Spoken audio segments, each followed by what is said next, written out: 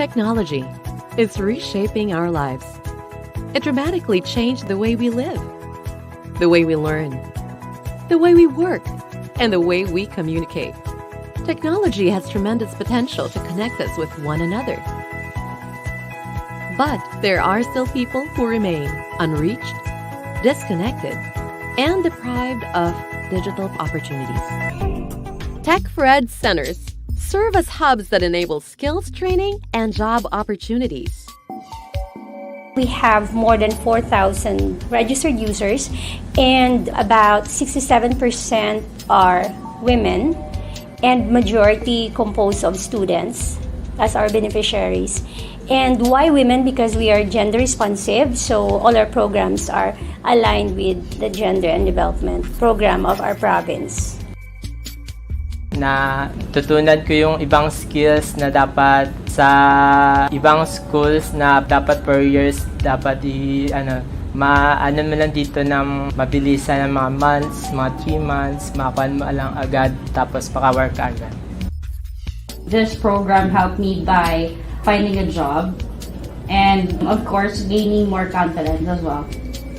I was able to gain knowledge about the BPOs, on how does the environment work and how am I going to interact with my future customers.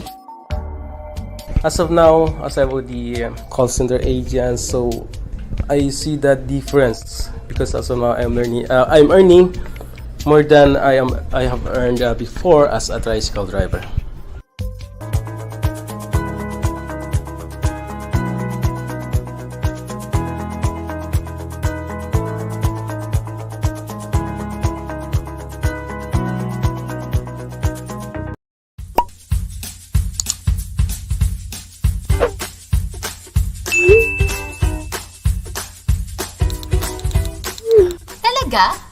Let me check. Grant access to my location? Okay. Pati email address?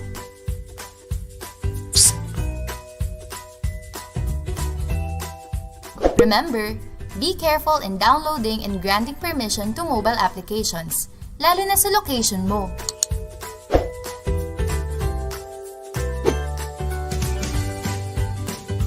Isang paalala mula sa National Privacy Commission.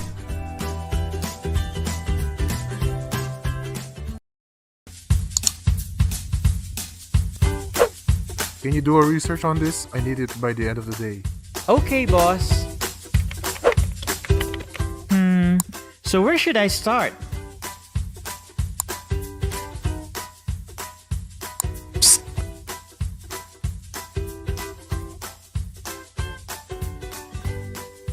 Remember, only visit safe and trustworthy websites when searching online.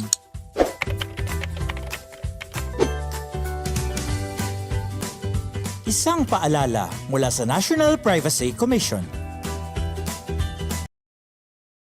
Asar no? Would you believe may naloloko pa rin ito? Minsan ang teknolohiya, hindi puro happy at lucky lang. Pag nakompromiso ang iyong personal information at privacy, maaari itong makasama sa ating finances, ekonomiya, social life, love life at iba pa. Halimbawa, pagbukas mo ng email mo, daming messages na nag-o-offer. Di mo naman knows. Daming stalker Ganito kasi yan, bes. Nag-post ka sa social media. Nag-register ka sa isang event. Hiningi nila yung personal information mo. Dahil excited ka at libre, binigay mo naman. Yung personal info mo, minsan, pinapasa ito para sa profiling o direct marketing. Buti ganyan lang. Paano kung ganito? Shocking, no? Pero don't stress yourself dahil meron na tayong batas dyan. National Privacy Commission ang kakampi mo sa iyong right to privacy. Life goal natin, ang maayos at secure na processing ng personal information mo. Know your rights, bes. You have the right to be informed, right to object, right to access, right to rectification, right to erasure or blocking, right to damages, right to data portability, at right to file a complaint. Maaari mo itong ipadala sa complaints@privacy.gov.ph. Kung may iba ka pang katanungan, ipadala sa info@privacy.gov.ph. Galing, di ba? At kung may magkakasala, National Privacy Commission din ang kakampi mo. At may kaparusahan sa paglabag ng right to privacy mo. Bes, ikaw lang ang pwedeng magsabi kung kanino ka magtitiwala. Yan ang ibig sabihin ng privacy. Visit www.privacy.gov.ph.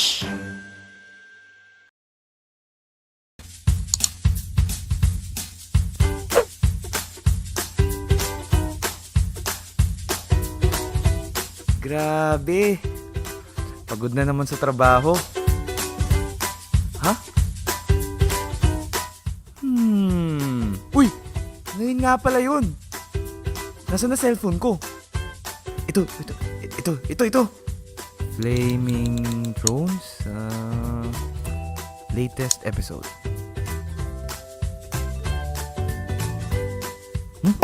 Ba't ganun? Ang dami naman play button ito. Ha? Psst! Tandaan, beware of sites that could lead you to malware.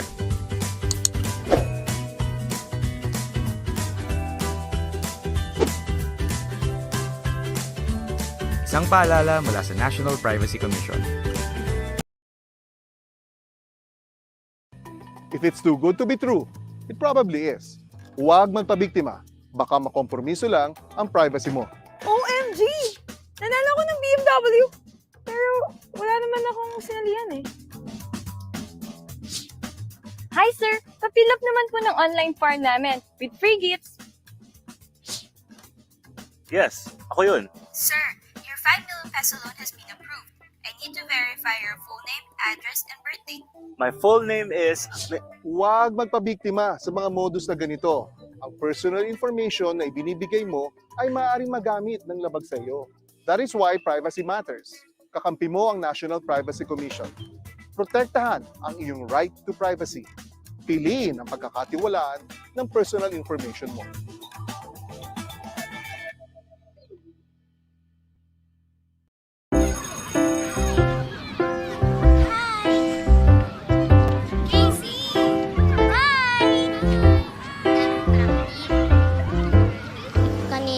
Tinawag na naman ako ni Miss Martin kasi ang ingay ko daw.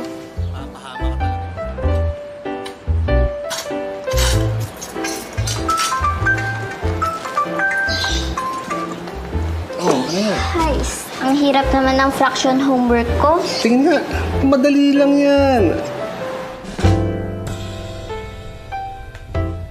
May recital kami kaya ang daming practice.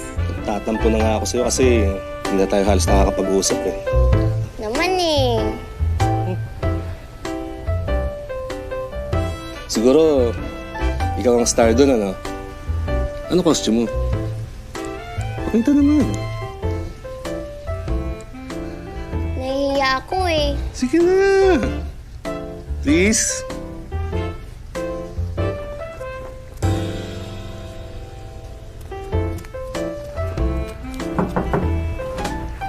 Nak, dinner's ready. Sige po, Dad. Susunod na po ako.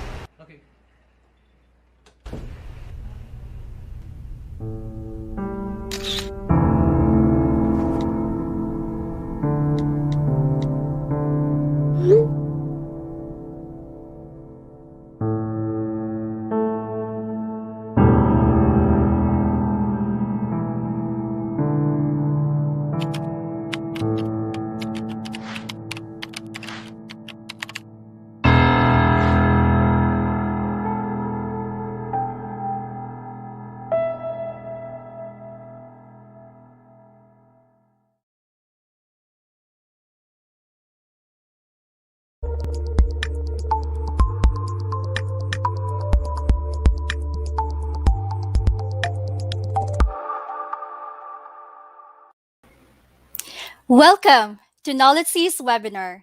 Right now, there is a large focus on the urgent need to develop a vaccine for COVID-19, the disease caused by the novel coronavirus that currently has no approved treatment. This has brought an awareness to vaccine research, development, and implementation, and just how important it is more than ever. Our learning session for this afternoon is about vaccination, rollout, and readiness. This October 6, 2021, streaming live over YouTube and Facebook. We are immensely happy that you took time off your busy schedules to join us today. My name is Red, and I will be serving as your host. NOLITC Webinars is another pioneering project of NOLITC Tech4ED Center that aims to provide relevant ICT-enabled services and content to unserved and underserved communities. The Learning Center is one of the priority programs of Governor Eugenio Sevilla-Lacson under his 7-point priority agenda, Avance Negrense. NOLITC also offers various in-demand webinars and free training, TESDA-certified courses, and other programs through the Negros Occidental Training for Work Scholarship Program with support of the Provincial Gender and Development Focal Point System. You may post your greeting in the comments section. Tell us your name, where you're coming from. We would love to know. Please share the link to your friends, peers, and colleagues, and let's all together learn. Before we start this webinar, let's pause for a moment and say a prayer to be followed by the singing of the Philippine National Anthem and the Negros Hymn.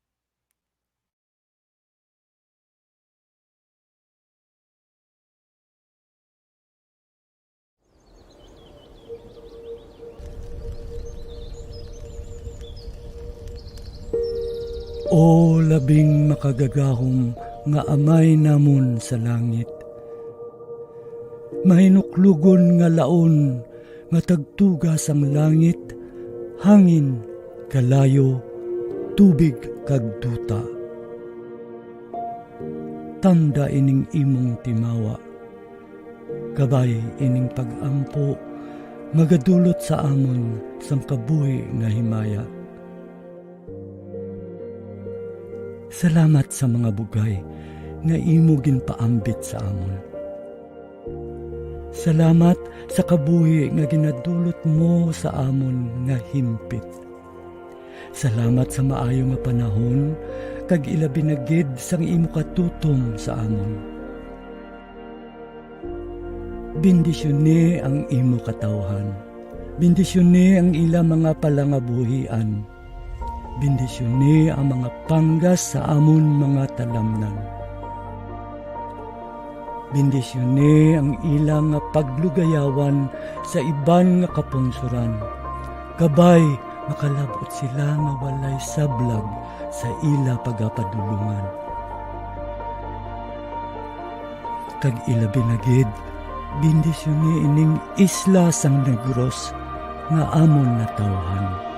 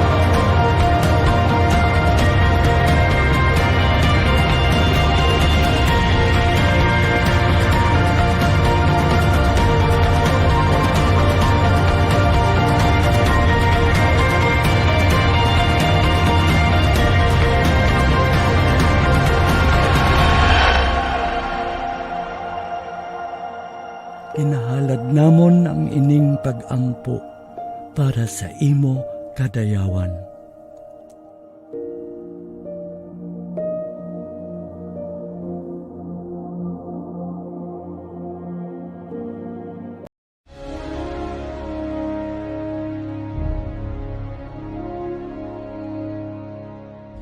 Bayang magiliw kaysa silanganan, alam ng puso sa dibdib mo'y buhay. Lupang inirang, duyan ka ng magiting, sa manlulupig, di ka pasisingil. Sa dagat at bundok, sa simoy at sa langit mong bughaw, may hilag ang tula at awit sa paglayang minamahal. Ang kisap ng watawat mo'y tagumpay na nagdinigdig. Ang bituin at araw niyang kailan pa may magdidilim.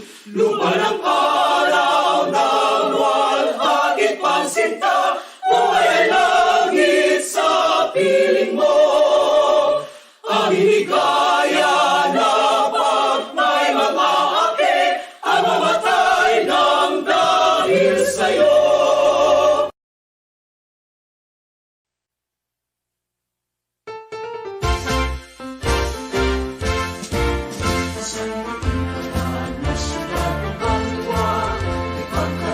Sa kita kang pamilya, pag-uligay, pag-inay, pag-ibog, madapat mag-ari sa aking na probinsya. Nagotod na Negrosano, isa katawugan, mapinalang gao, sa buong natangguhan na isakripiso, sa kauswagan, sa sikatao.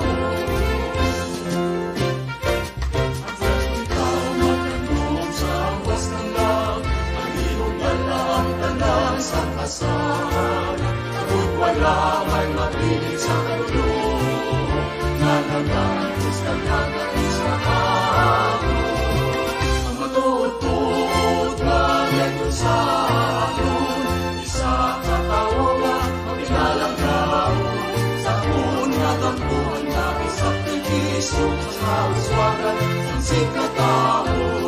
Ang matutod na Negrosano, sa katawang maginalang tao, sa punatangkuhan dati sakripisyo, pagbulikan, paghigayin, paghigog magdapat maghari, para sa kauswagan ng sikatao.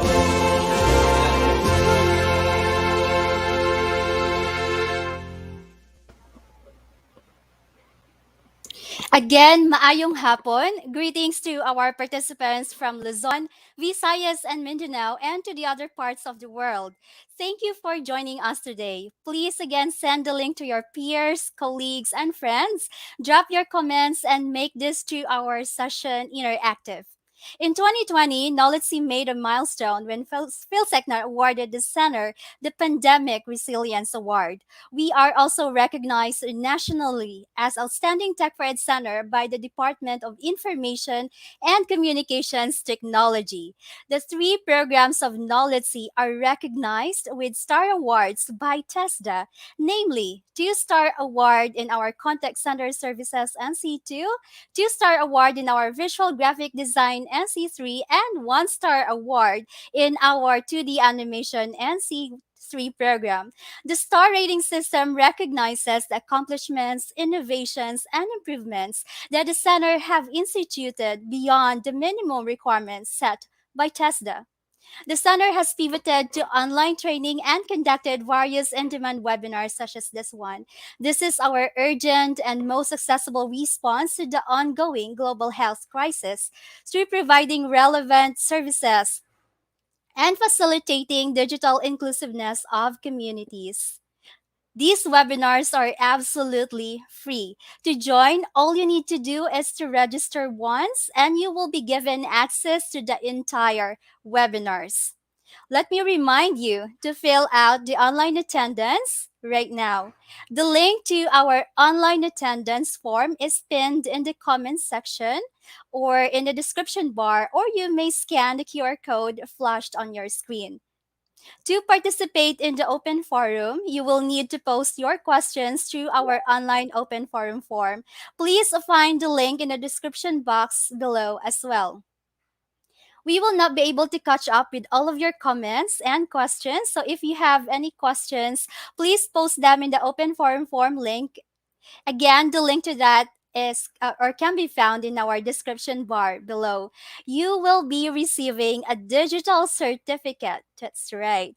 You will have a digital certificate for attending this webinar online. You only need to accomplish both our online attendance and our online evaluation. Those can be found in our description bar below. I hope that you're all catching up with me with some of our opening reminders. If you have not seen our previous posts yet, you can always check out our social media accounts, follow us on Facebook, and subscribe to our YouTube channel. To kickstart today's webinar, let us have the leader who has a vision and knows how to turn her ideas into real life success stories. Her deep sensibility to some of the challenges confronting us in our day to day lives directed the center in adopting and addressing some of these issues. I'm talking about our vocational school administrator and NOLITC Tech4ED Center manager. Let's give a virtual round of applause to Dr. Maria Cristina Orbicido. Thank you, Red. Hello, everyone. Good afternoon to all our attendees joining us via Facebook and our YouTube channel. I would like to warmly welcome our resource speaker for today, my good friend, Dr. Gerson from the Provincial Health Office. Thank you for accepting our invitation. And I would like as well to thank Dr. Arnil Tumembang for allowing NOLITC Tech4ED Center to help in the vaccination campaign or advocacy of the PHO. This webinar is just the beginning of our advocacy for COVID vaccination in partnership with the Provincial Health Office. We support the campaign of the provincial government led by our Governor, Eugenio Jose Bong Lacson, for the vaccination of all Negrenses. NOLITC has been rolling out these webinars at the onset of the global health crisis. This is part of the COVID recovery program of the Office of the Governor, and the goal of NOLITC Tech4ED Center is to empower, enable, and transform communities, especially during this pandemic. This project is funded under the Gender and Development Fund of 2021. The Province of Negros Occidental, through the leadership of Governor Lacson, has been implementing these measures that will help us survive and thrive during the pandemic. According to the World Health Organization, vaccines are highly effective against serious illness and death from COVID-19 variants, including Delta. In this webinar, Dr. Gerson will tell us the importance of COVID-19 vaccination. He will also give us a glimpse and updates on the vaccination rollout and the readiness of Negros Occidental in fighting the global health crisis. Equitable access to safe and effective vaccines is critical to ending the COVID-19 pandemic. Safe and effective vaccines are game-changing, and we can always be safe if we do vaccination. But, of course, we must continue with the health protocols, wearing masks, cleaning our hands, ensuring good hygiene, and, of course, physical distancing and avoiding crowded places. I know you are all excited to listen to our resource speaker. Let's hear from the expert the latest information about the vaccine and the rollout and the readiness of our province. We are all excited to hear him talk. Again, welcome to this webinar. Let's stay safe, take care of ourselves and each other. NOLITC inspires, NOLITC cares, avance, Negrense. Absolutely, Dr. Arbicido. Thank you very much for that warm welcome message. Before we introduce our expert speaker for this afternoon, please allow me to acknowledge our virtual audience who are joining us live. Hello and good afternoon to you, Marvin. Thank you for joining us this afternoon. We also have here our very avid supporter, Miss Love Villaflor. Hi there again. Hello to Cyrene Joy Anilao. Thank you for joining us. We have here our ever supportive teacher from the Department of Education, Sir Greg Bancolo. Thank you. We also have here Ma'am Micah Romero Repil. Thank you for joining us. And Miss Honey May Salarde. Thank you for joining us. Again, you may share the link to our webinar to your friends, colleagues, peers, and altogether let us make this pandemic afternoon a useful one. The rapid spread of coronavirus disease or COVID 19 is our inevitable reality. That's right. This afternoon, we will equip ourselves with knowledge on how to navigate in this new reality. Our expert speaker for today is a licensed physician and medical officer of the Provincial Health Office. He is a registered medical technologist, a public health advocate, associate member of the Philippines College of Hospital Administrators. Currently, he holds a master's degree in business administration, major in hospital administration, and currently obtaining his doctorate degree in business management. Let us take time to recognize his significant contribution in this time of pandemic. He is a team physician of the AEFI or the Adverse Effect following immunization of the Provincial Health Office COVID 19 vaccination program. He is also the officer in charge of the PHO Incident Management Swabbing Testing Team and officer in charge of the Negros First Blood Center. Ladies and gentlemen, let us give a glad hand. Kindly send your virtual applause to our pandemic hero, Dr. Ruel Jerzon. Thank you, Red. Thank you, Doc Tina, for the kind introduction. To start Yes. with, to our webinar participants from different parts of the country and even globally, to the dedicated staff of the Negros Occidental Language and Information Technology Center, and to our Catalyst, our innovative vocational school administrator, Dr. Cristina Orbicido. Good afternoon. Thank you very much, Doctor, for spending your time with us. We know how busy you are and your hands are full, but in spite of that, you took time off your busy schedule to inform us and to deliver a talk about vaccination rollout in the province. But before we proceed to your presentation, may we ask you, how are you doing today, Dr. Jerson? Well, it's been a challenging times in this health crisis.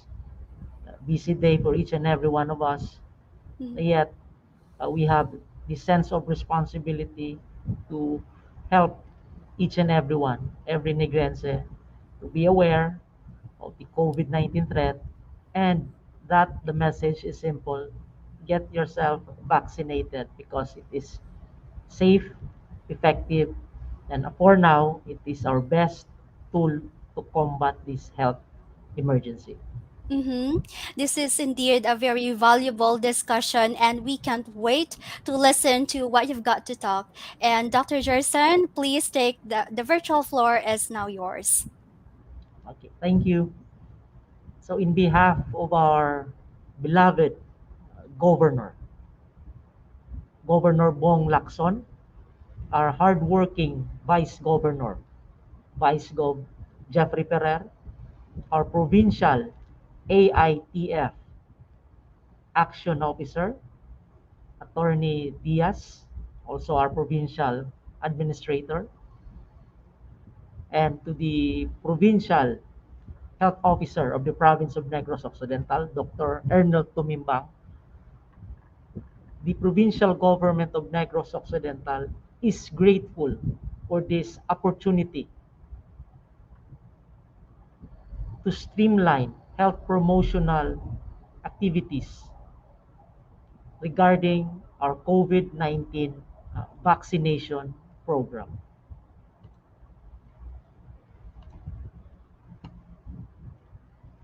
The topic in this afternoon is centered on COVID-19 vaccination rollout, the updates, the readiness of the province. The COVID-19 vaccination program in the Philippines is an ongoing mass immunization. It's a campaign against severe acute respiratory syndrome coronavirus 2 or SARS-CoV-2, which is the virus that caused the coronavirus disease 19 or COVID-19.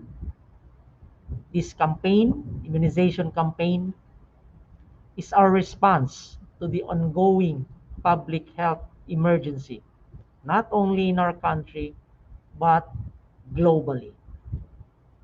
On the left side of the illustration is the country's logo for the national COVID-19 vaccination program. Res Bakuna, kasangga ng bida.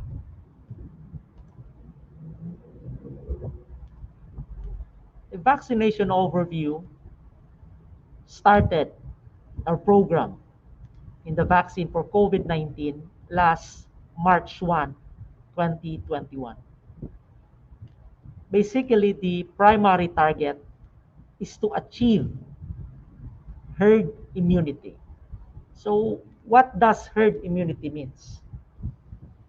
Herd immunity occurs when a large portion of a community, so that is what we call the herd, becomes immune to a disease, making the spread of disease from person to person unlikely. Herd immunity can be reached when enough people, yes, enough people have been vaccinated against a disease such as COVID-19 and have developed protective antibodies. Once you get vaccinated, antibodies to that disease, COVID-19, will be produced, and this will help us against future infection. As a result of the so-called herd immunity, the whole community becomes protected, not just who are immune.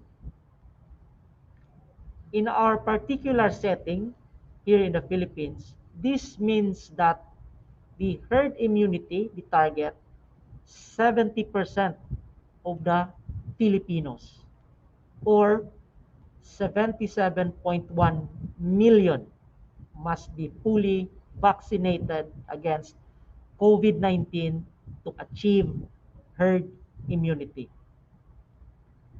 As of October 3, about 46.4 million total vaccine doses had been administered throughout the country. Of this, 24.6 million Filipinos are fully vaccinated. This accounts for 22.4% of the Philippine population. So, the target is 70%. We are now 22.4 after 8 months of vaccination rollout program. As of this writing, the Philippine government is planning to roll out the COVID-19 vaccination program to Filipino ages 12 to 17 years old, adolescent stage, by this month of October.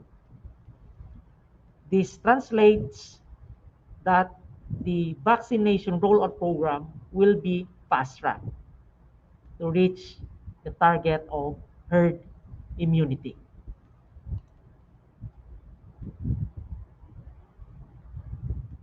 So, what is Emergency Use Authorization or EUA? EUA is a mechanism to facilitate the availability, as mentioned by Dr. Tina, equitable vaccine resource availability and use of medical countermeasures, including vaccines, during public health emergency such as right now, COVID-19 pandemic. In the Philippines, EUA or Emergency Use Authorization is an authorization issued during a public health crisis for vaccines or drugs which are very important, proven safe and efficacious based on existing data. The keyword is EUA means that the vaccine is safe and effective.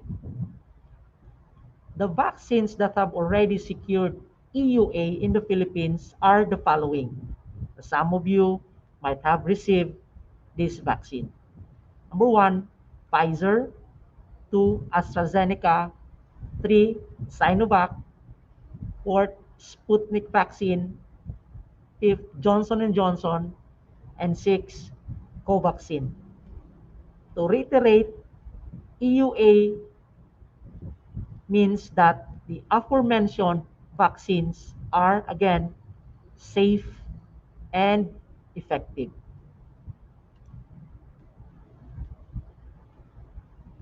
In terms of COVID-19 readiness, our vaccination program in the Philippines is guided by the National Development and Vaccination Plan, or NDVP. So this is outlined based on the COVAX facility guidelines. For this NDVP will serve as the operational plan to implement, monitor the vaccine rollout in the whole country. This development plan identify resource needs and streamline the process of introducing COVID-19 vaccine to all Filipinos. Now, what do we mean when an individual is labeled fully vaccinated? An individual can be considered fully vaccinated 14 days after completion of COVID-19 vaccine series. So 2 weeks after your second dose of 2-dose series vaccination, or after 1 dose of a single dose vaccine, which is the Johnson & Johnson, so you will be considered fully vaccinated.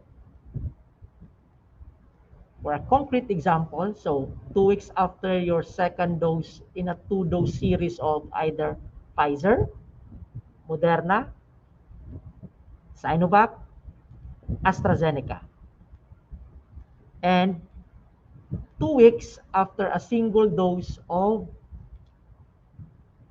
Johnson & Johnson vaccine.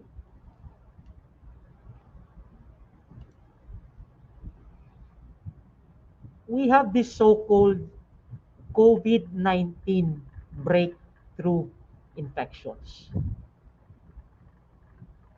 So as I've mentioned, COVID-19 vaccines are a critical tool for controlling this global health pandemic. The FDA, the Food and Drug Administration, as I mentioned, has issued EUA that renders these vaccines safe and effective. Yet, despite of the high level of vaccine efficacy, a small percentage of fully vaccinated persons, so these are the persons or individuals who had received 2 vaccine doses 2 weeks thereafter, have and or will develop symptomatic or asymptomatic infections with SARS-CoV-19. So, a breakthrough infection is a case of illness in which a vaccinated individual becomes sick from the same illness that the vaccine is meant to prevent. So that is breakthrough infection. So what does this mean? Simply, these breakthrough infections occur when vaccine fails to produce the immunity against the specific pathogen or virus that they are designed to target. Other causes of breakthrough infections are, for example, improper administration or storage of vaccine. That is why in the NDVP program, there are certain criteria, certain guidelines that need to be followed in the transport, handling of COVID-19 vaccination, because each vaccine has its own specific temperature criteria to be put in a cold storage chain. And other reason for these breakthrough infections are mutations in viruses. So this results to different strains, or we call variant of interest, variant of concern. As mentioned by Dr. Orbisido, the Delta variant. So this could be a reason why there are breakthrough infections, why even after our fellow Negrense had been vaccinated, they still get COVID-19. But the important message here that I want to share to each and everyone is this. After completing the COVID-19 vaccination or being a fully vaccinated individual, please, we always reiterate this. Number one, observe minimum public health standards, MPHS, which is right, wearing face mask, regular hand washing, observe proper ventilation or airway in a room, and physical distancing or social distancing of 1 meter. Avoid close confined spaces or crowded areas, so as to protect ourselves. Despite that these breakthrough infections could occur, it only tells us that there's a high vaccine efficacy, but not all of the vaccine are 100% will provide protection. So please observe minimum public health standards in your respective areas of work or even at home, despite being fully vaccinated.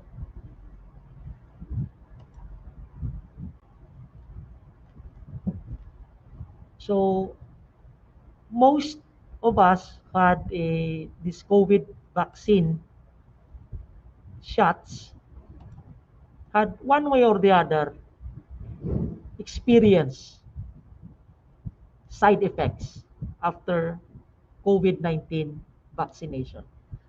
This is just like any other form of vaccines. For example, you get anti-rabies vaccine or vaccine for hepatitis B or vaccine for flu, the seasonal flu or the influenza, or even tetanus vaccines. Some patients or individuals experience these mild side effects. And these are normal.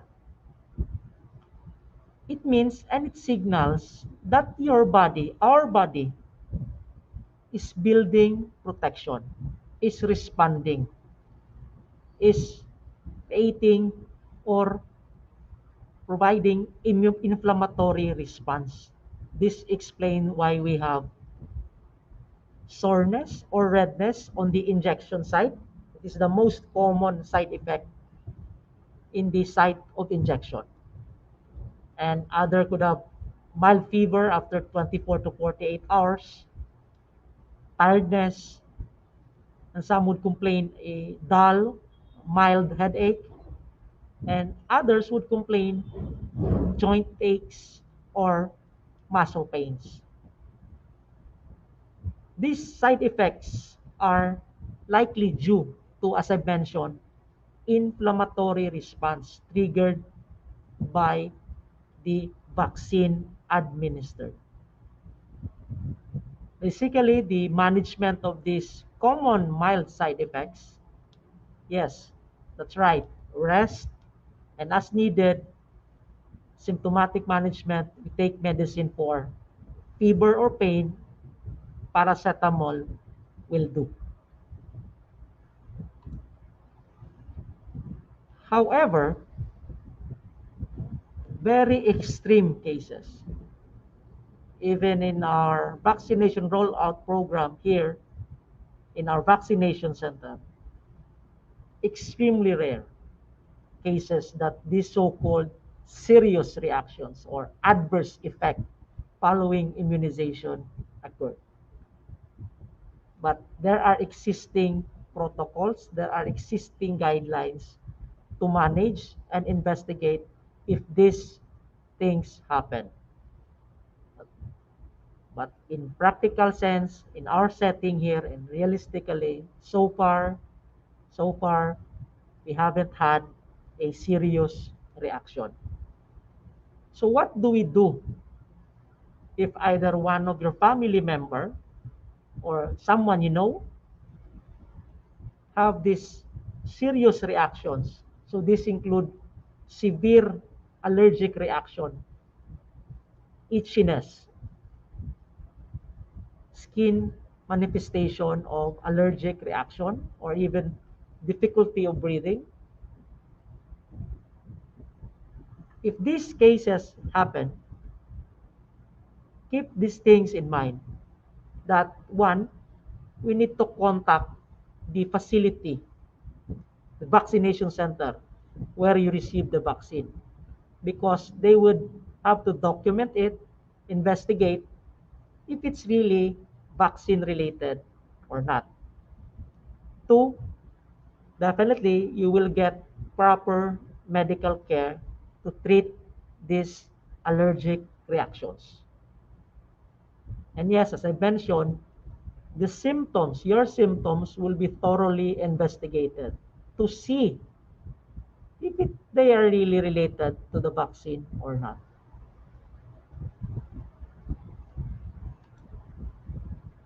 These are just some of the fantasy, truth, and myths about this COVID-19 vaccination, usually frequently asked by individuals no, during the vaccination time or during the assessment of individuals for vaccination. For example, that COVID-19 vaccine will cause reinfection for those who have already full recovered from COVID-19.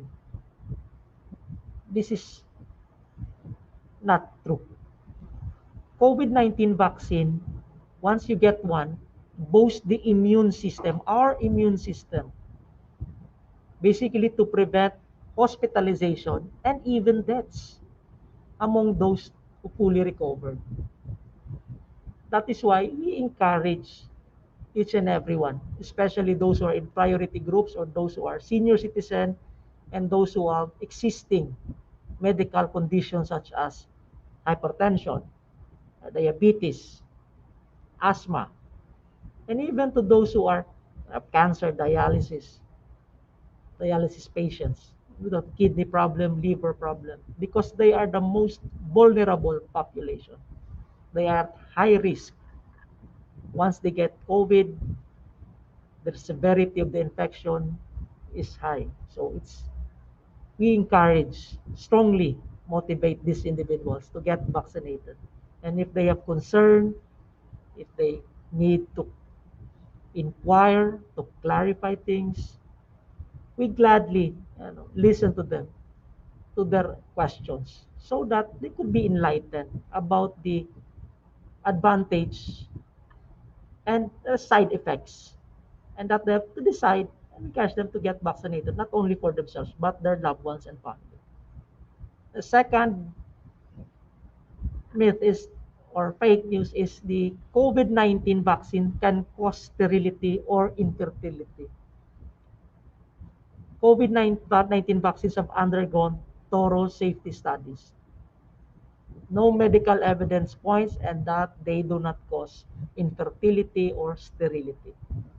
Another is COVID-19 vaccines can alter my DNA, your genetic material, the DNA. COVID-19 vaccines do not alter or change or affect the human DNA. There is no live virus in the vaccine, and no evidence, medical evidence or scientific evidence that points that it could cause DNA rearrangement or alteration. The EUA states that the COVID-19 vaccines are safe and effective. Another is COVID-19 vaccines are fake and nothing but lucrative money, or some would say it's business and making venture for the manufacturer. Vaccines are scientifically proven to protect people, not only during this time, even the 1918 pandemic flu, the elimination of polio virus in the Philippines, protection from tetanus, diphtheria, hepatitis B. The government ensures that we get the most cost-effective vaccines and give them at no cost. So that is why the vaccination program in the Philippines is for free.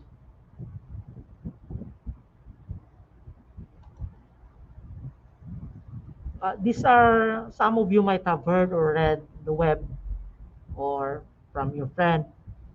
We have this so-called heterologous priming for COVID-19 vaccines. Heterologous means not the same. The WHO, the World Health Organization, is reviewing the emerging evidence for the use of heterologous priming schedules of vaccine, or we call this the mix and match schedules. Simply stating, in heterologous priming schedule, the second dose use a different product than the first dose. For example, first dose, October 1, you receive a Sinovac vaccine. After 28 or 30 days, the end of the month, supposedly the vaccine should be, the second dose should be Sinovac. But if another brand was given, for example, maybe Pfizer or AstraZeneca, for the second dose, that is heterologous vaccination. So in comparison, so when you say homologous, that is what we are doing right here in the Philippines, because that is the guideline set by the Department of Health. In short, if you receive Moderna as your first dose, definitely your second dose after 20 days, it's Moderna. Pfizer, the first dose, 21 days thereafter, you receive Pfizer. Heterologous, it's different. So, what are the reasons why this heterologous priming for COVID-19 vaccine exists? The cited reason by the WHO is that there is a lack of availability of the same vaccine in a setting with limited vaccine supply or unpredictable supply. So this is one of the reasons. Interchangeability of vaccine products would therefore allow for added programmatic flexibility. So that is the reason, because the supply may be unpredictable, or during his or her second dose, that supposedly it should be Sinovac, but unfortunately it did not arrive. So another vaccine of different brand was injected. There are other reasons to investigate the utility of heterologous priming, such as increasing immunogenicity or enhancing vaccine effectiveness. There are studies, small studies conducted, that they found out that the Oxford University, that after the first dose of AstraZeneca, they gave another brand, which is either a US-made brand. They found out that 87% enhancing vaccine effectiveness. But as I mentioned, here in our setting in the Philippines, the guideline being followed is the homologous priming vaccination.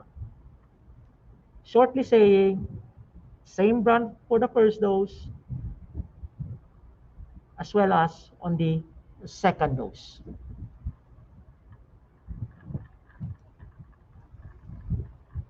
Now, this booster shot, this has been, a lot of questions have been thrown, especially those who have, those individuals here in our province, or some in the medical community, some nurses, healthcare workers would ask about this booster shot, or the so-called third dose update. This document came from the Hopkins Medicine. So this is one of the reputable source of information. You see, it's September 24, so it's the latest, because this had been going on, a question in the medical community and even in the general population of when would be the booster dose, if there is one, and there should be, if there should be a booster dose, a booster shot for COVID-19 vaccine. Last September 24, based on the recommendation from the Centers for Disease Control and Prevention, CDC. So in the Philippines, we have the Department of Health and the U.S. Food and Drug Administration's FDA. The Johns Hopkins Medicine will offer the Pfizer vaccine booster to eligible patients starting 4 days after. So, however, this booster shot, the third dose of Pfizer, should be given at least 6 months ago after their second dose. Simply, once you get fully vaccinated, 6 months thereafter, you could have a Pfizer booster shot in the United States only, because they approve this to the CDC and the FDA. But they have certain specific criteria who should get the booster shot of Pfizer. So the priority are the aged 65 and older, definitely because of high risk exposure, high risk individual, and those who are in long-term care facilities, or adult with underlying medical conditions, or as I mentioned a while ago, those who have comorbid diseases such as cancer, stroke, even obesity, COPD or lung diseases, high blood sugar, high blood pressure, you have kidney problems, pregnancy, and are high-risk individuals also, and of course those who are smoking. They could give it to age 18 and older and who works in frontline services. For us, these are the essential workers, the caregivers, and individuals. This is only applied to Pfizer in the United States.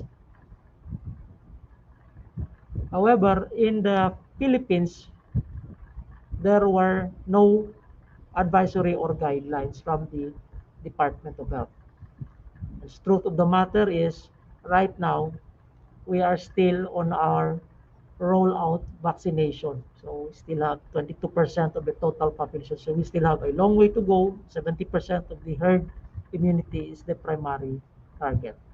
So hopefully this answers to those persons who would like to ask about the so-called booster shot for COVID-19.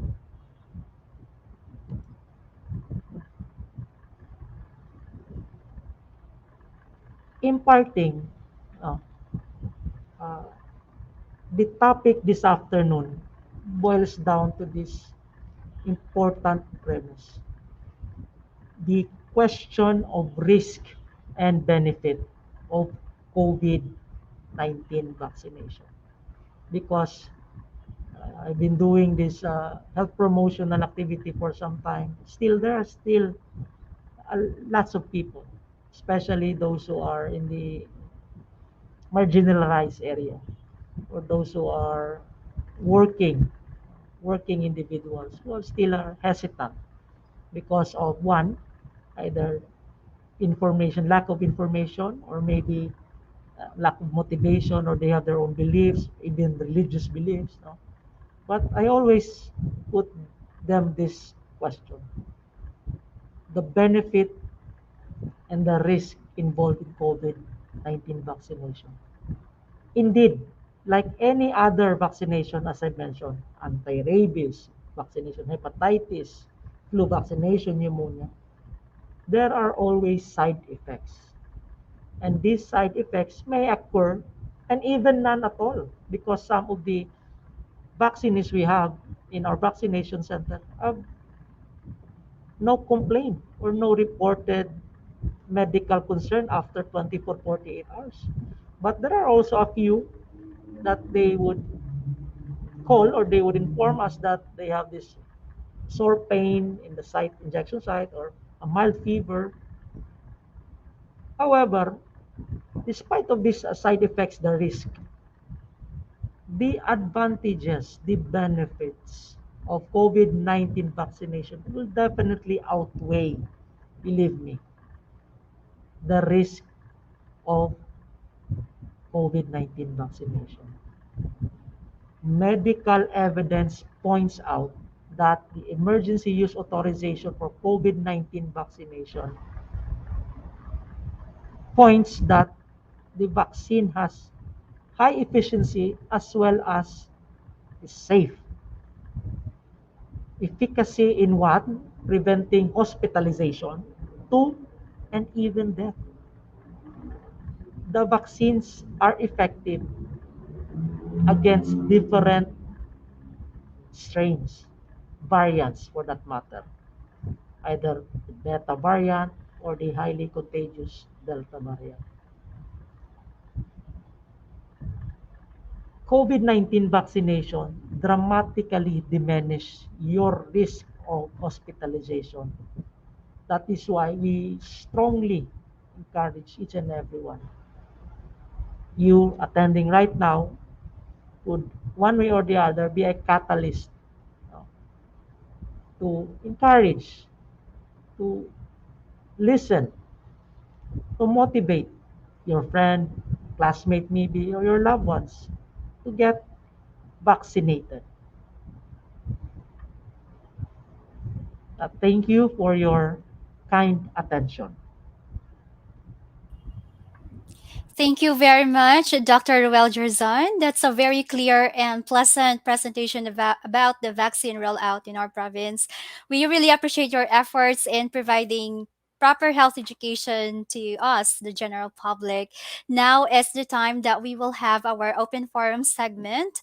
Are you ready to entertain questions from our live audience? Yes, please. Okay, thank you so much. And we start here with the first question. How do vaccine brands differ from one another? Could you explain this? Well, there are several vaccines, as I mentioned, given the EUA. The, Mm-hmm. they differ as far as one, the primary concern is vaccine efficacy. Some vaccines have higher vaccine efficacy with other vaccines. For example, the US made vaccines have a 87 to 94% higher vaccine efficacy rate compared to China manufactured vaccines, which could range from 60 to 70%. Mm-hmm.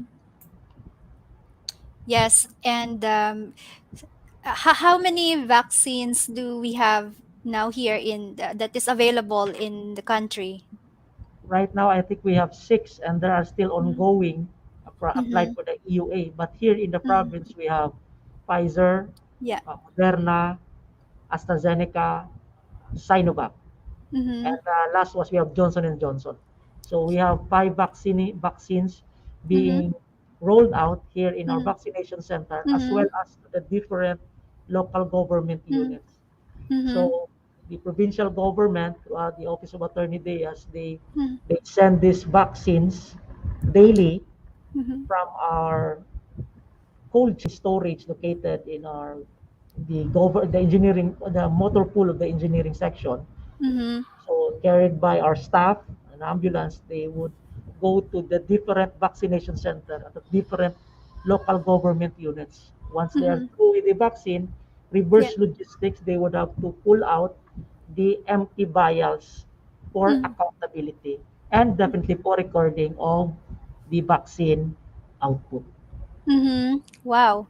And we are so lucky here in the province that we have a lot of available vaccines for us, right? And thank you for kindly explaining how do we also handle and properly distribute the vaccines to different centers. And we go to our second question. Doctor, is COVID vaccine safe for pregnant women or women in fertility treatment?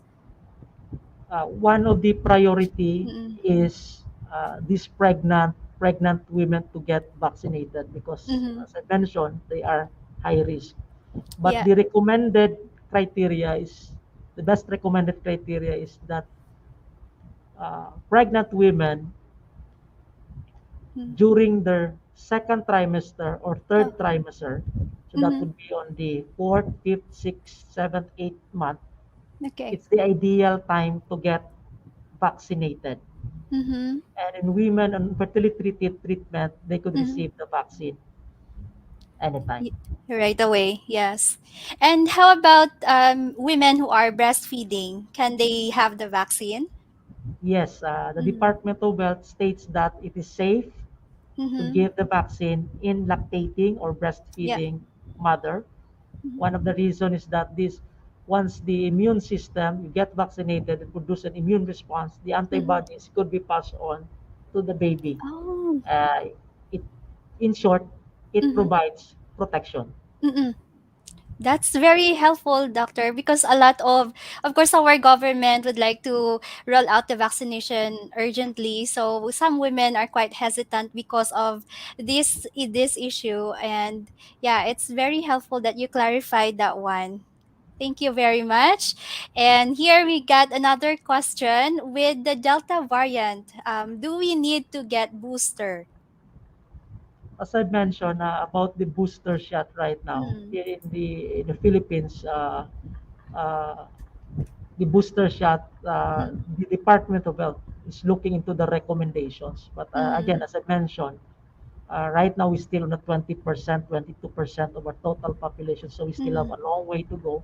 But Okay. other countries, I believe some of you have seen in Mm, the news, like for mm, example, Israel, US, the France, mm, they have an mm, excess of their vaccine, so they give mm, booster shots to eligible population mm, because the main problem is this rising, surging cases of Delta variant, which is mm. highly contagious, highly communicable more than Yes. the other variants.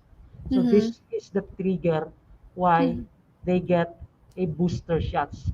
Like for Mhm. example, in the healthcare workers in Mhm. Indonesia, Mhm. they have they are fully vaccinated with another brand of vaccine. Okay. Unfortunately, as I mentioned, they have these breakthrough infections because of their high exposure when you take care of the sick, especially Mhm. COVID-19 patients, despite of the prescribed personal protective equipment, Mhm. there will always be that weakness or that area Mhm. that it still get infected. So Mhm. despite of their being fully vaccinated, they still get infected, and worse Yes. part, some of them died. It's Mhm. very They sad. crashed. So that is why the health minister in that country Mhm. come to thought of giving them booster shots, which they did. So in Mhm. short, the booster shots usually, according to the theory that the medical evidence, they would give, Mhm. to help fight this ongoing mutation of the virus. Mhm. Mhm. So that is the main factor why they Yes. need to do the booster shot to enhance our Mhm. immunity after being fully vaccinated. Mhm. Mhm.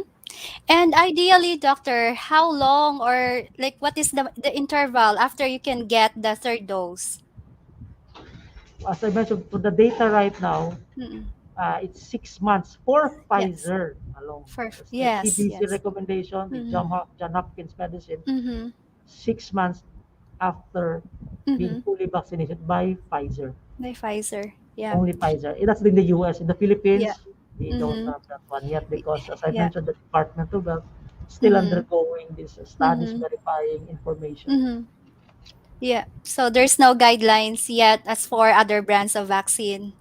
Yes. Yeah. Mhm. All The right. recent guide we received this afternoon was about Mhm. this COVID-19 vaccination for ages 12 to 17 years old. Oh.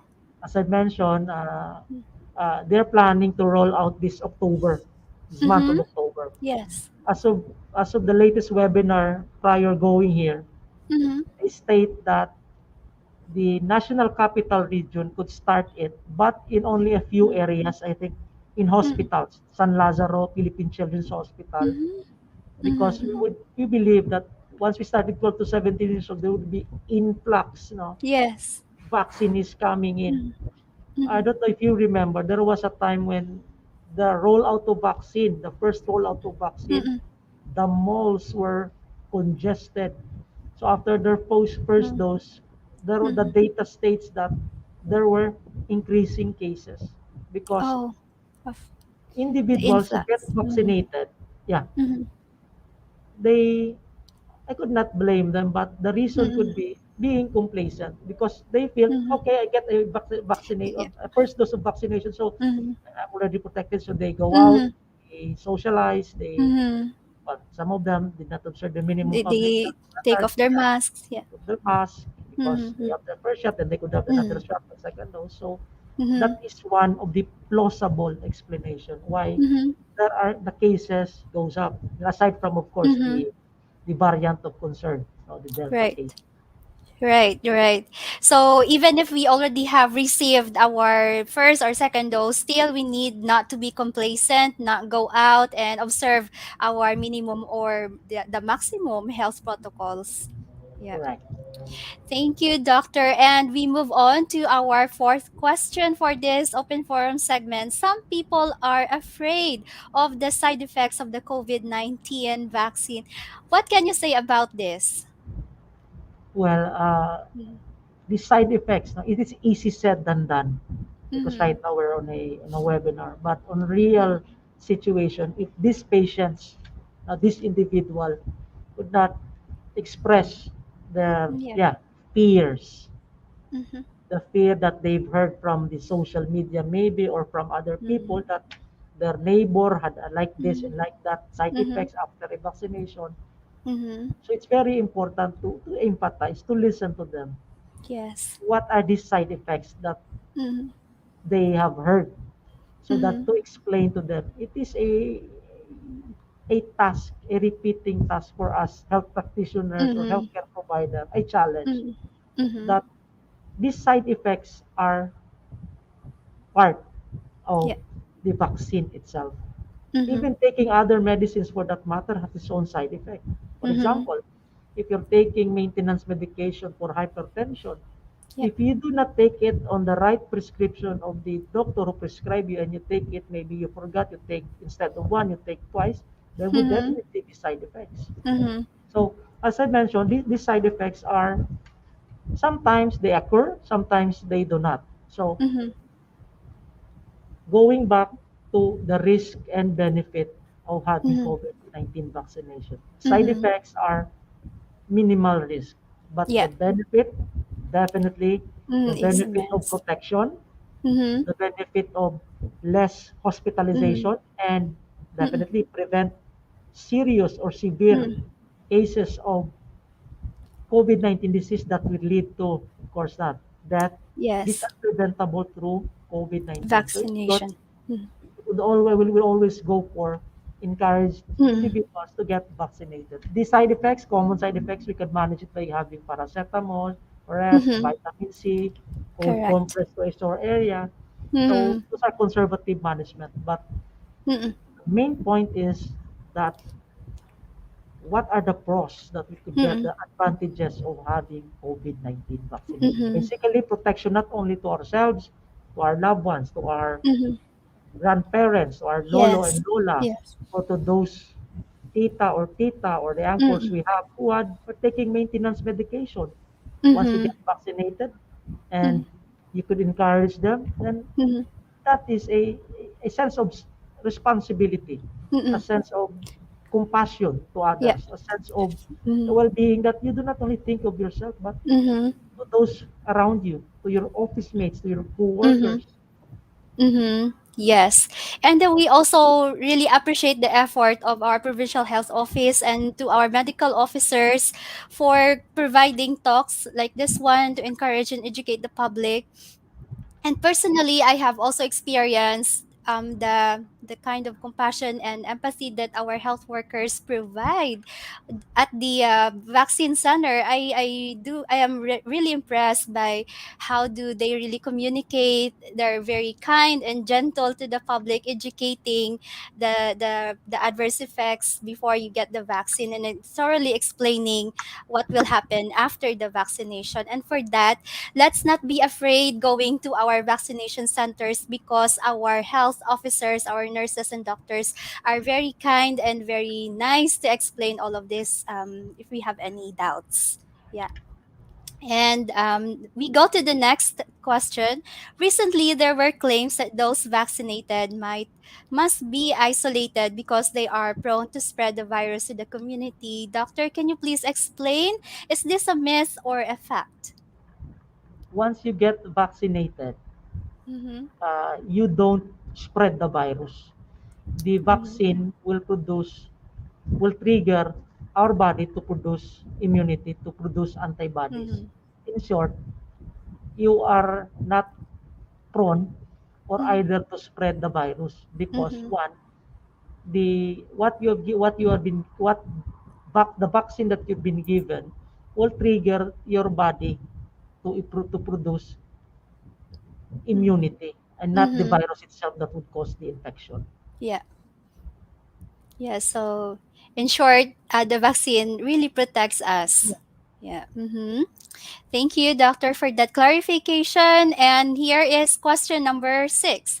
Can persons fully vaccinated test positive with the COVID-19 virus if they will undergo swab test after 14 days? How true is this? Yeah, this been a question in the Mm-hmm. swab testing area we have in the Mm-hmm. province. We have also have there Mm-hmm. that they get vaccinated. They could. Is there a possibility that they could Yeah. test a positive for Mm-hmm. COVID-19 virus? Mm-hmm. So with that first phrase, Mm-hmm. it could be if you get tested Mm-hmm. after vaccination and it shows a positive result in the RT-PCR, a Mm-hmm. confirmatory test. The theoretical reason could be you do not know you might be carrying the Yeah. virus Mm-hmm. either prior to your vaccination or you're Mm-hmm. just asymptomatic. So Mm-hmm. that's why there's no definite criteria. Yeah. Pero if they would tell us that the vaccine That the vaccine caused the positivity of the RT-PCR test? Definitely not. Yeah. Because what we detect in the RT-PCR is the virus, the antigen itself, which is Yeah. either you will be asymptomatic or symptomatic. A follow-up question to that, doctor. Is it safe to get vaccine if you are positive with COVID virus? There have been so many patients we have who are positive, then they would ask, when would be the best time to get vaccinated? Yeah. The Department of Health guidelines state that after you have been deemed fully recovered by either one, the facility that you've been quarantined, so you get this quarantine clearance that you recovered after 2 weeks, you could get the vaccine, Yeah. the COVID-19 vaccine. There are also cases like this. You had a first dose of AstraZeneca July 1, then your second dose is scheduled to, let us say, after 8 weeks, let us say, September 2. However, on August Between. 18, you Yeah. get infected, you get quarantined. So, what will be the guideline? What's the Yeah. the guideline states? What we follow is after you finish your quarantine, you get you're covered by a health certificate or the health quarantine, you could get your second dose as soon as possible. Okay. Yeah. So the logic to that is you do not go out your quarantine facility and threat the public because you're like the carrier of the virus. Am I right, doc? Yeah. Yes. Okay. Thank you for that clarification. And yeah, we have here question number 7. Again, we would like to thank our virtual audience for generously or kindly participating in this webinar by providing their questions. Question number 7: how do we encourage family members, who are scared to avail of the vaccine? Uh, it is always a challenging task, no? to to tell someone to submit himself or herself for a medical intervention or a Yeah. medical procedure. Or for example, this minor, we call this minor procedure because we've been doing vaccination level, right? We have this API, expanded program of immunization for the kids, the 5 years old below. So, however, the COVID-19 vaccination, well, part of it, social media for that matter, and even misinformation or myth, have reached to other family members or even their culture itself. Yeah. No? Some of the people in the far-flung area, so that's why we have a challenging vaccine uptake in far-flung areas because they would have this reason. No, why would I get vaccinated? I don't go to Bacolod. I don't go to anywhere. I'm Yeah. just staying in The 20 mountains. kilometers away from everybody. Why would I get Yes. huh? Yes. It's a very difficult task. No? Uh, Now, how do we enlighten them? And some people, usually our Filipino culture, we always act when it's too late, when everything's so dark, and we act on that. I usually tell patients, explain to them again the risk and benefit. At the end of the day, as a healthcare practitioner and as a medical doctor, I give them facts, medical informations, evidence-based information that they have to process because they have to decide for that. What I'm trying to point is this. When you submit yourself to a vaccination, COVID-19 vaccination, there is that part, one page there, informed consent. Consent. Yes. You have to sign it. It means, in short, that you understand the vaccine, you understand that there are side effects, and it will be managed if there would be, and there are extreme cases that these things, serious things could happen. But at the end of the day, you submit yourself, you have to have that informed consent, not only for protection of the medical frontliners, but you yourself, that you understand. So Correct. it takes time. I've seen lots of families here in Bacolod, uh, especially those who are the senior citizen Yeah. in the family. They would rather opt not to go out than having a vaccine. Not Yes.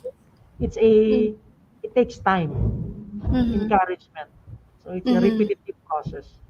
Yeah. So with correct, repetitive information drive to these individuals, and I've done that for some time. Mm-hmm. And this forum, for example, a webinar, or Yeah. even a small group discussion, Mm-hmm.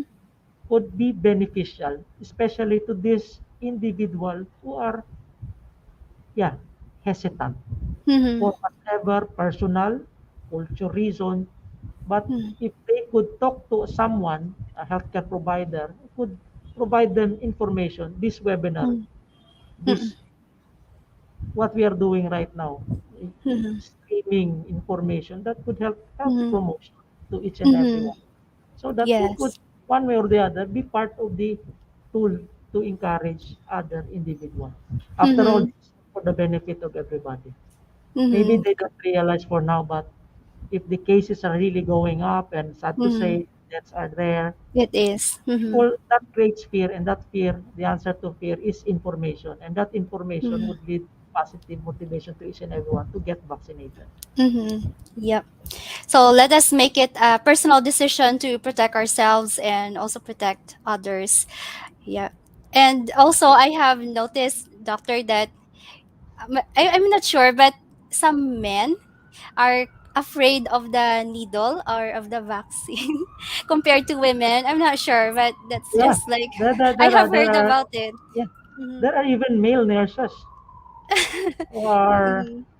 they are really afraid of needles. Yeah. But yeah, they will It's find a way to get to get a vaccine. Yeah. yeah, so I hope that they would conquer that fear. It's a very, very slight thing lang naman. Yes. Correct. And let's go to here. Question number 8. Ivermectin is trending because some believed it to be a cure for COVID-19. What is your take on this? Where the Department of Health guideline and the FDA did not issue Mm-hmm. a guideline, no, towards, no, using ivermectin as treatment for COVID-19. In short, Mm-hmm. we at the provincial government, the PHO, do not advocate Mm-hmm. the use of ivermectin. Although, yeah, I have to admit, some of my friends in the medical community, even Mm-hmm. medical doctors, they would prescribe this to their patients. So it's a choice. But we, Mm-hmm. on the frontliner in the public Mm-hmm. health, the Department of Health serves as, provides us advisory guidelines regarding this. So there Mm-hmm. were no studies on Yeah. regarding the effectiveness, that's the Mm-hmm. one, effectiveness of ivermectin. So that's why the Department of Health did Mm-hmm. not issue a guideline using ivermectin towards COVID-19. Mm-hmm. Yes, doctor. So there's no public guidelines yet available for the use of ivermectin to treat COVID-19 virus. Thank you. All right. Now we go to our question number 9. And how can we prevent future new variants of COVID-19 virus? Well, mutations, no, Mm-hmm. existence of this virus in the near Mm-hmm. future. Virus are like us humans. We adapt with Mm-hmm. weather, with stress, and these mutations, even bacteria mutate Mm-hmm. uh, based on either one, for example, in bacteria because of inappropriate usage of antibiotics. Now, Okay. for the virus, the adaptation, their mutation is part of their defense. Mm-hmm. Now, how to prevent that one? It's a very difficult task because Mm-hmm. it's not, it's been only a year, 2020, 2019 December, Mm-hmm. then 2021 right now, October. More than a year, close to 2 years maybe. There are so many variants. Yeah. The variant of Yes. concern, the variant of interest, and the Delta was Mm-hmm. the Delta case was the highlight of this variant because of this high Yeah. contagious, high con- Mm-hmm. very contagious towards others. Mm-hmm. No? Mm-hmm. So for us, when we look at how to prevent these variants, these are a daunting task. No? Mm-hmm. Right now, the focus is the vaccination. So hopefully, this vaccination could Mm-hmm. protect us from further Mm-hmm. infection because the Mm-hmm. variants is the defense of the virus itself. So they Mm-hmm. could change, Yeah. It will change. That's why some vaccine in the future would have to be developed. For example, influenza. This is a virus, influenza virus. Every year, annually, in the United States, although we have here also a flu vaccination, they get flu shots annually, Okay. yearly. The reason is this influenza virus mutates. Correct. So simply stating, the virus 2018, influenza virus 2018, the flu vaccine of the 2018 is different to 2019 because of this mutation. So that's why you get yearly shots for flu. Now, there was one who asked me, so is it possible, Doc, that this COVID-19 virus could be like a flu? Well, actually, causing the flu, there are other causes. There are other causes of flu, aside from the influenza virus, and coronavirus is one. Yeah. So, theoretically, yeah, there's a possibility. Now, that this vaccination would keep on going. That is something I hope it will not. But right now, what we see is that there will be booster shots. So I would my bias would be that time there would be booster shots to address surging cases, rising cases. All right. Yes. And again, the vaccine and these boosters will be used to protect us. Yeah. And okay, so we go to our question 10. Does vaccination prevent infection? And what if we get COVID after getting vaccinated? Can we still infect others? Yeah, so for the first question, does vaccination prevent infection? Basically, that is the main purpose of getting vaccinated, so that you could not have, you could be free from, or that will not get a future COVID-19 infection. So that's the very essence of COVID-19 vaccination, to Yes. protect us from future COVID-19 infection. The second question is, what if we get COVID after getting vaccinated? Yeah. As I mentioned, there's that breakthrough infection. That is why we still emphasize after being fully vaccinated, completing your doses of vaccine, COVID-19, observe the minimum public health standard. Yeah. So wear face masks, sanitize our hands, or regularly wash our hands, our working areas, maintain physical distancing as much as possible, secure that there's good flow of ventilation in the room. Now, the follow-up question was, can we still infect others? Yes, once you are diagnosed with COVID-19 disease and there's a virus in your body, there is always that likelihood that either asymptomatic or symptomatic, you could infect other individuals. So that's the need for the quarantine, the 2 weeks of quarantine. Yes. Right. And of course, if we are vaccinated already, we can minimize the effect of the virus. Yeah. Thank you, doctor. And we go to question 11. This question is coming from our educators from the Department of Education. Is there a guarantee that if you are already fully vaccinated, your body will not have an adverse effect on the vaccination? Okay, so what is your take on this? Well, our time ago, the so-called time frame on adverse effect. So AEFI, adverse effect following immunization, is we look into 7 days thereafter, 7 days after vaccination, 7 days post-vaccination, to record, to investigate if there are any other adverse effect. So far here in our setting, Yeah. there was no reported, as far as we know, about an adverse effect here in our vaccination center. But if the Yes. question is there's a guarantee that you already will not have an adverse effect, so adverse effect are investigated 7 days, within the 7 days after you get your second dose or even the first dose. So with that guarantee, so I think what he's trying to point here is about adverse effect, about timeline maybe. So 7 days, Yeah. 7 days, usually look at the 7 days. Correct. Yes. Hence, we have to observe our body reactions, right? Yes, Within that 7 days. and the most important adverse effect usually rise on Mm. few hours, few minutes. Okay. day. All right. They usually manifest on those days. Mm. Unless Mhm. there were these reports, no? Unless there were existing Mhm. diseases in that vaccine. Like, for Mhm. example, uncontrolled blood sugar or Mhm. the kidney disease is on the Mhm. later stage, for example, stage 4. Mhm. He Mhm. get vaccinated, then they would say that after 2 days, 3 days, he get or she gets vaccinated, he Mhm. felt ill. Mhm. So we usually investigate. Basically, Mhm. after screening process in the vaccination center, once Mhm. the screening doctor or healthcare provider would Mhm. deem you as fit for vaccination, Mhm.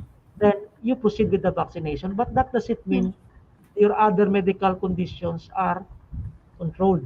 Because some Yes. of the cases here, we have even vaccinees who are blood pressure way up 160, 190. It's Mhm. uncontrolled. Mhm. But we still Mhm. advise them, the guidelines states you can still be vaccinated. But Mhm. however, other medical problems should be addressed. So Yeah. that's why Mhm. it is really encouraged to get these elderly patients or Mhm. those with comorbid diseases to get Mhm. vaccinated because it's Mhm. a protection for them. Our protection. Yes, correct, doctor. So I hope that we have the Dr. Jerson have fully answered or clarified that question. Thank you again to our virtual audience for participating actively in this webinar about vaccination rollout and readiness. And we come now to our last question for this Yeah. segment. Okay, some of the most common symptoms of post COVID-19 condition our long COVID which includes shortness of breath, cognitive dysfunction, brain fog, as well as fatigue. How long will it last? This is a very updated, no? Very Mm-hmm. a question, no? Uh, Mm-hmm. there were patients, yeah, especially patients who came from ICU, no, Mm-hmm. who had moderate to severe form of COVID. Yeah. They have this post sequelae or post complications, Mm-mm. reported complications after getting moderate to severe COVID, such as, for example, the Mm-mm. shortness of breath. This explains by the fact that the COVID virus itself affects the lungs. So Mm-hmm. it attacks the lungs. So basically, there would be damages to the lung tissue. Mm-hmm. So this explains why some people, much more to those positive patients who have Mm-hmm. existing pulmonary or lung problems, such as I mentioned, the asthma, the COPD Mm-hmm. for the smokers. Mm-hmm. And there were Yes. reports, yeah, cognitive dysfunction and brain fog, even Yeah. insomnia, even they're having problem with Fatigue. mental and that fatigue, no, because Mm-hmm. fatigue is a manifestation of Mm-hmm. oxygen problem, and the Oh. lungs Mm-hmm. basically affected by COVID would have this Mm-hmm. problem with oxygen and carbon Mm-hmm. dioxide exchange. Mm-hmm. Now, the question is, how long will it last? Right now, the same as vaccine, there Mm-hmm. were ongoing studies. So we are Mm-hmm. still looking into this. For example, even the vaccine, we're looking into vaccination reactions, Mm-hmm. effectivity. Some would ask expiry. Well, actually, they're asking for effectivity. Like, for example, Mm-hmm. how long does Pfizer last? How long does this protection last? Yes. So Yes. that is why they get 6 months booster dose because it's only half a Mm-hmm. year that they will last.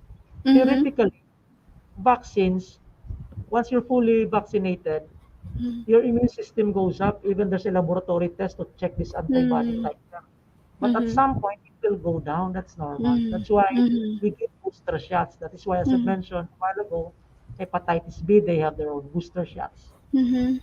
on an annual or maybe 5 years thereafter.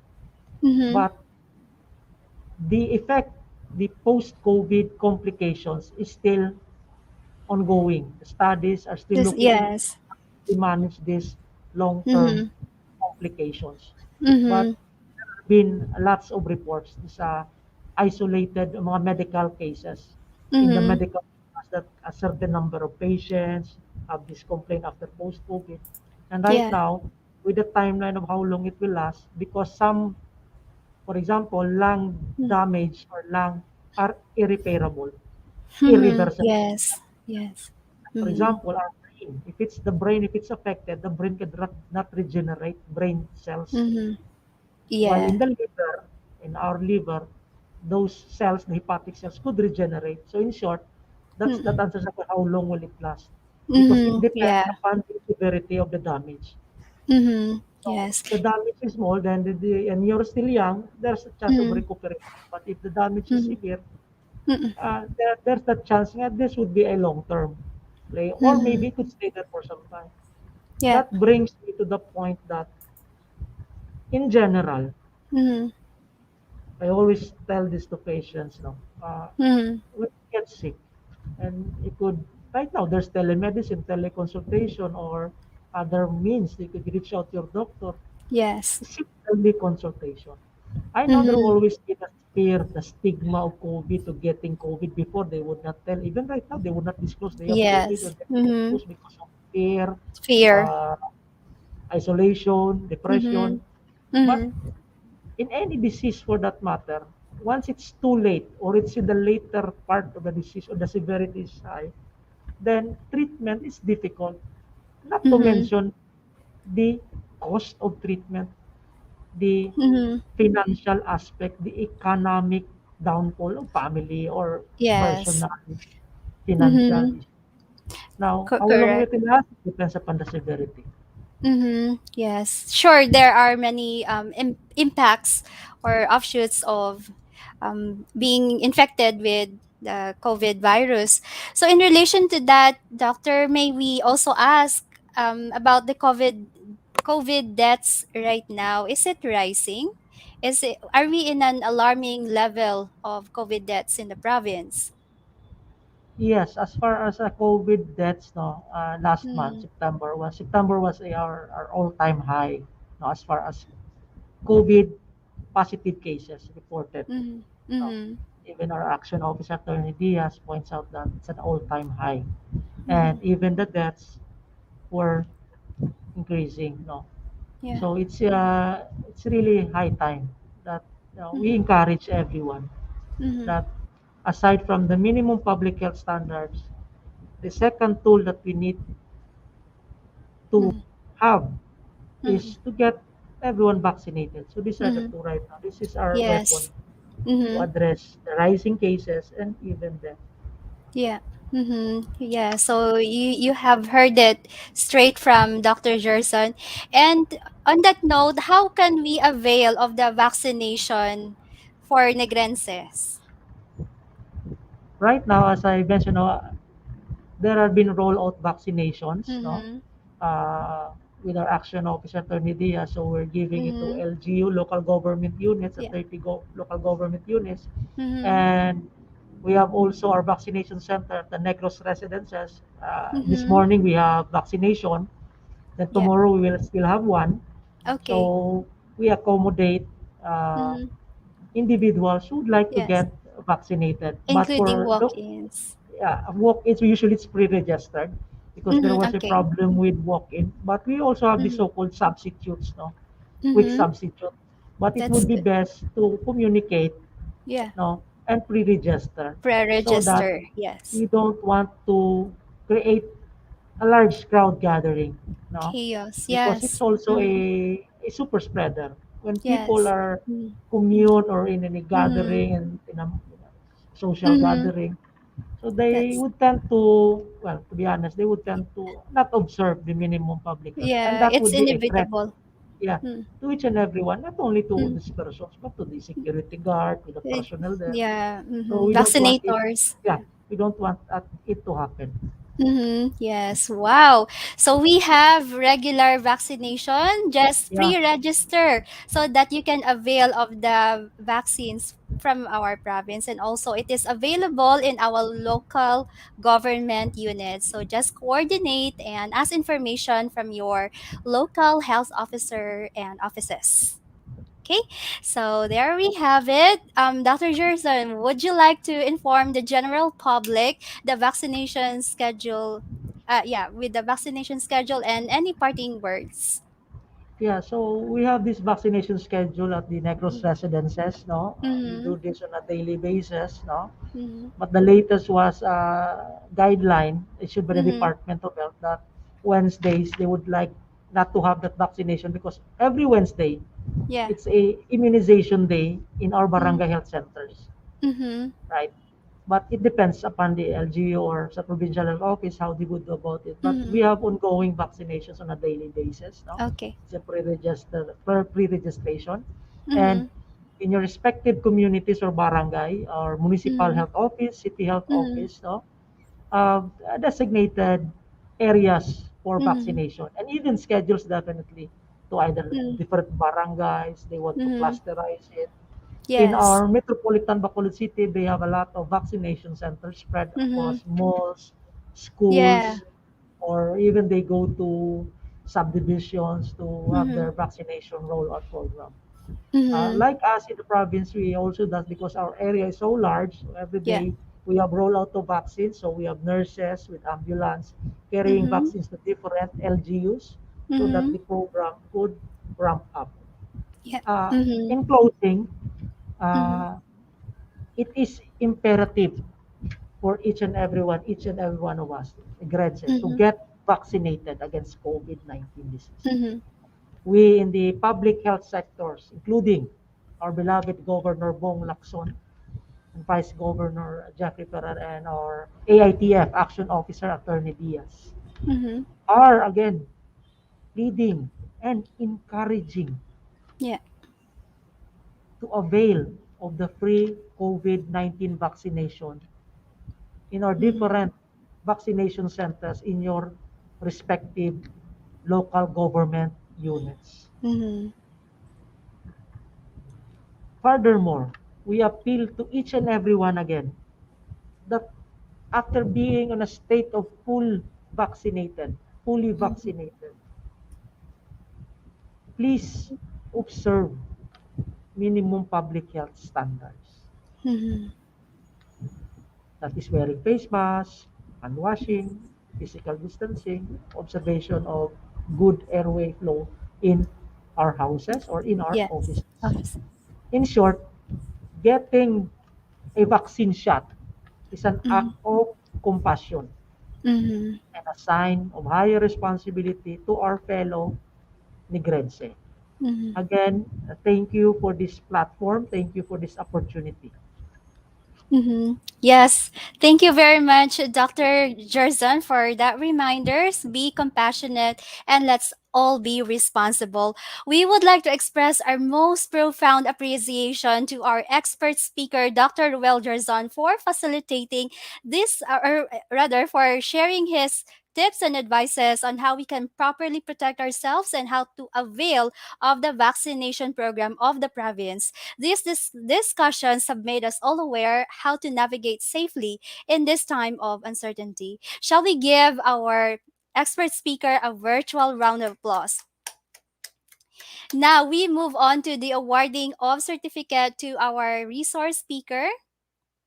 And the certificate reads, the Province of Negros Occidental and Negros Occidental Language and Information Technology Center awards this certificate of appreciation to Dr. Ruel Jerzon for sharing his valuable expertise and knowledge as a resource speaker in the updates on vaccination rollout and readiness webinar on October 6, 2021.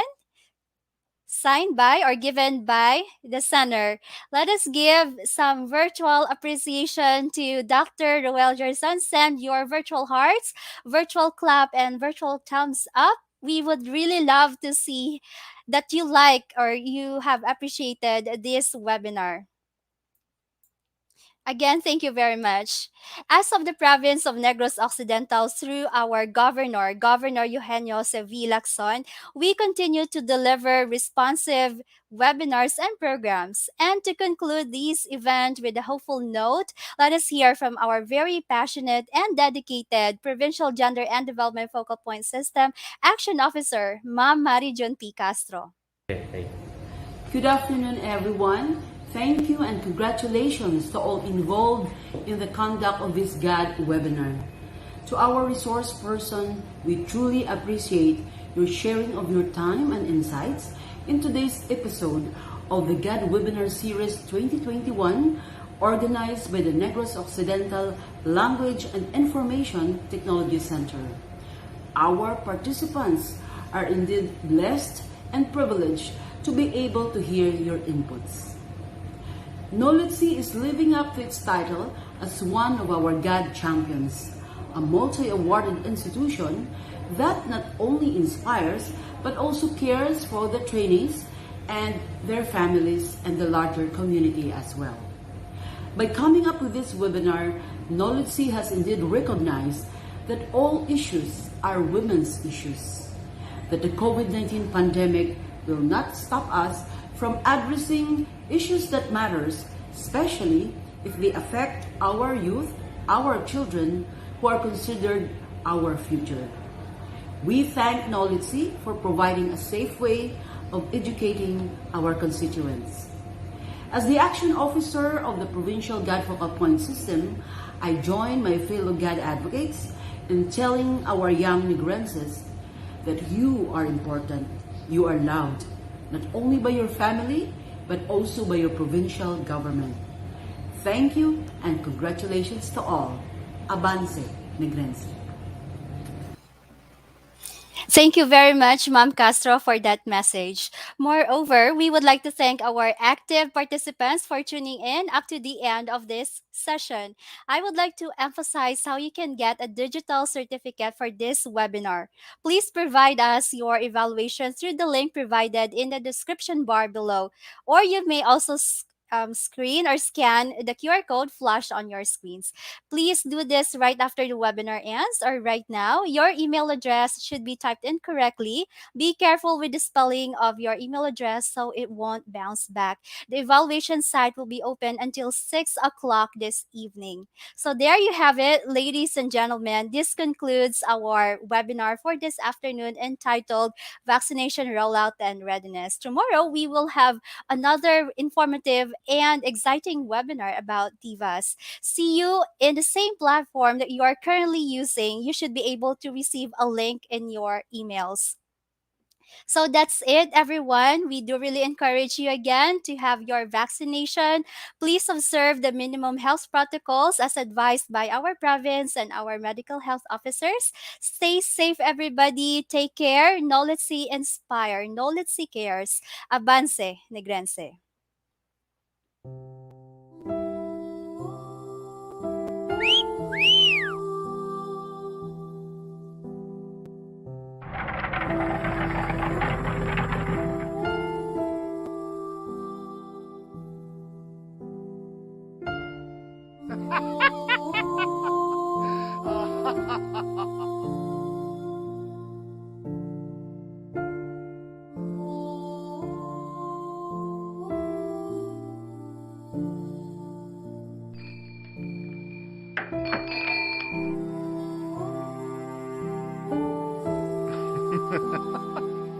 Woo!